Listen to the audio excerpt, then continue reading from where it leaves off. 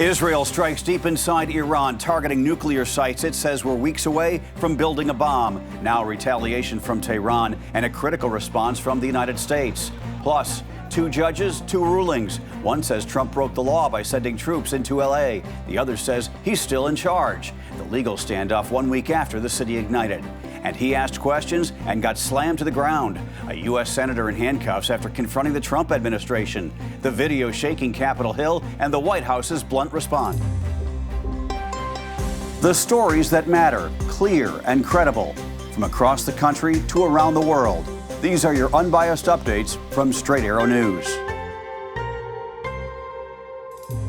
Good morning, I'm Craig DeGrelli. We begin with breaking news out of the Middle East. Growing fears of an all-out war after Israel launched a major overnight assault on Iran's nuclear infrastructure. Israel confirms it carried out airstrikes on Iran's Natanz nuclear facility, part of a broader attack involving more than 200 fighter jets. The military says it destroyed dozens of Iranian radar sites and missile launchers. A spokesperson called it a preemptive strike, claiming Israeli intelligence uncovered an Iranian plot to build nuclear weapons, expand missile stockpiles, and arm proxy forces across the region. Here's what Prime Minister Benjamin Netanyahu told the world. For decades, the tyrants of Tehran have brazenly, openly called for Israel's destruction. They've backed up their genocidal rhetoric with a program to develop nuclear weapons. And if not stopped, Iran could produce a nuclear weapon in a very short time. It could be a year, it could be within a few months, less than a year. Israel says the attack, dubbed Rising Lion, killed top commanders of Iran's Revolutionary Guard and at least two senior nuclear scientists. Iran is now retaliating, launching more than 100 drones at Israel and has requested an emergency meeting at the UN Security Council. Iran's defense minister on state TV warned Israel will forever regret the strikes and called the United States ineffective and untrustworthy. Nuclear talks between the U.S. and Iran, scheduled for Sunday, have now been canceled. The U.S. says it had no role in the Israeli strikes. Secretary of State Marco Rubio warned Iran not to target American personnel or interests. But the backlash is global. NATO's Secretary General urged de-escalation, saying this was Israel's doing, and pressing the United States to help diffuse tensions. This was a unilateral action by Israel, so I think it is crucial for many allies, including the United States, to work as we speak to de-escalate. I know they're doing that, and I think that is now the first order of the day. World leaders are echoing that call. British Prime Minister Keir Starmer says now is the time for restraint, calm, and a return to diplomacy. Pakistan's Prime Minister calls the attacks grave and highly irresponsible. Qatar's Ministry of Foreign Affairs says the strikes were a clear violation of international law. Iraq calling for the UN Security Council to convene immediately to take decisive and concrete measures to deter this aggression. And Iranian ally, the terror group Hamas, says Israel is dragging the region into open war. Airlines are now scrambling, canceling flights, and clearing out airspace over Israel, Iran, Iraq, and Jordan. President Trump posting on Truth Social early this morning, urging Iran to make a deal, saying, just do it before it's too late. A federal judge says President Trump broke the law by seizing control of California's National Guard to crack down on immigration protests in Los Angeles. But for now, Trump is still in charge. Judge Charles Breyer ruled late last night that President Trump overstepped his authority and violated the Constitution when he deployed thousands of Guard troops without Governor Gavin Newsom's consent. He called it a dangerous precedent and ordered Trump to hand back control. But just hours later, a federal appeals court hit pause on the ruling, keeping Donald Trump in command for now while it reviews the case. Newsom called the ruling a test of democracy and said Donald Trump isn't a king and should stop acting like one. But today's order makes clear that he is not above or beyond constitutional constraints. How weak do you have to be to commandeer the military to fet you on your birthday in a vulgar display of weakness? That's Donald Trump.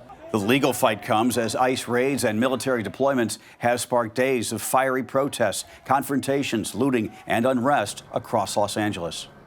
Just hours after those protests reignited, a stunning scene involving a U.S. senator forced to the ground by federal agents and handcuffs. Have you seen this?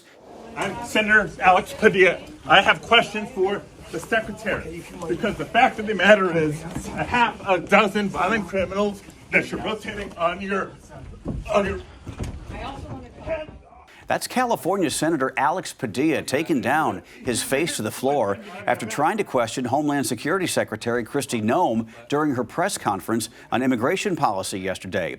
Noem was in L.A. to defend the Trump administration's crackdown. She told Fox News Padilla did not identify himself and came bursting into the room. The way that he acted was completely inappropriate. It wasn't becoming a U.S. senator or a public official, and perhaps he wanted the scene. But Padilla says he did identify himself, was peaceful, and was wearing a U.S. Senate shirt. His fellow California senator did not hold back. And Alex Padilla had every right to go into that room and demand answers. That is what a senator does. And for him to get that kind of abusive treatment, every senator who works in this Capitol should be offended by this and outraged by this. Adam Schiff has called on Noem to resign. The Secret Service says it quickly determined Padilla was not a threat and arranged a short meeting between him and Noem that she says lasted 15 minutes. She says they exchanged phone numbers to keep in touch. Recovery crews in India are still combing through debris after a deadly Air India plane crash that killed 241 people, all but one on board. The sole survivor, 40-year-old British man Vish Ramesh. What a story. He says he was sitting near an emergency exit when the Boeing 787 Dreamliner, bound for Gatwick Airport in London, went down just moments after takeoff. He says he was able to jump from the wreckage. Ramesh was traveling with his brother, returning home to the UK after visiting family in India. India Prime Minister Narendra Modi visited him in the hospital on Friday and also surveyed the crash site in the middle of a residential neighborhood. Officials say at least 49 people on the ground were also killed, but the final death toll could be even higher. Rescue crews worked through the night searching for victims and key pieces of the plane that might explain why it crashed. India's government has launched a full investigation with help from the U.S. and U.K. aviation teams. Searchers recovered one black box, and officials there are now weighing whether to ground all 787s nationwide. Tomorrow, tanks, troops, and fighter jets will take over downtown Washington, D.C. for what's being called the largest military parade since the Gulf War.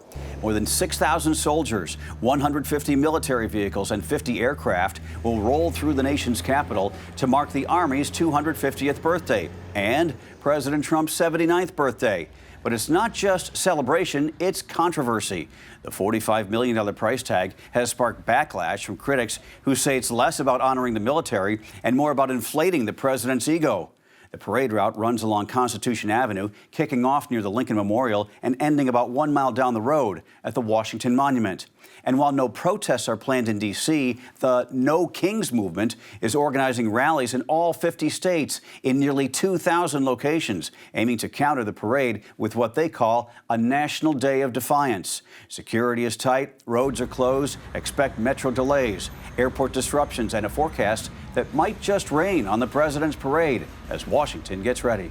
Finally this morning, an incredible discovery nearly 1.5 miles beneath the Mediterranean Sea. Look at this. French Navy divers stumbled upon a remarkably well-preserved 16th century merchant ship during a routine seafloor inspection. The vessel, named Camara 4, was found resting quietly on the seabed off the French coast. Even more stunning, much of the cargo was still intact. Hundreds of ceramic jugs, look, stacked plates and cooking gear. Essentially a time capsule from the 1500s, untouched for centuries. Experts say there's no sign the ship was attacked, no cannonball damage or signs of fire, leaving the cause of the sinking ship a mystery for now. Wow. Those are your Unbiased Updates for this Friday. By the way, happy Father's Day to all you dads out there. Enjoy your ribeye or strip steak on Sunday, but you still have to mow the lawn on Saturday. And don't forget to change the light bulb in the garage. It's been out for a while. We'll see you back here on Monday. For all of us here at Straight Arrow News, I'm Craig DeGrelli. Have a great day and a wonderful weekend.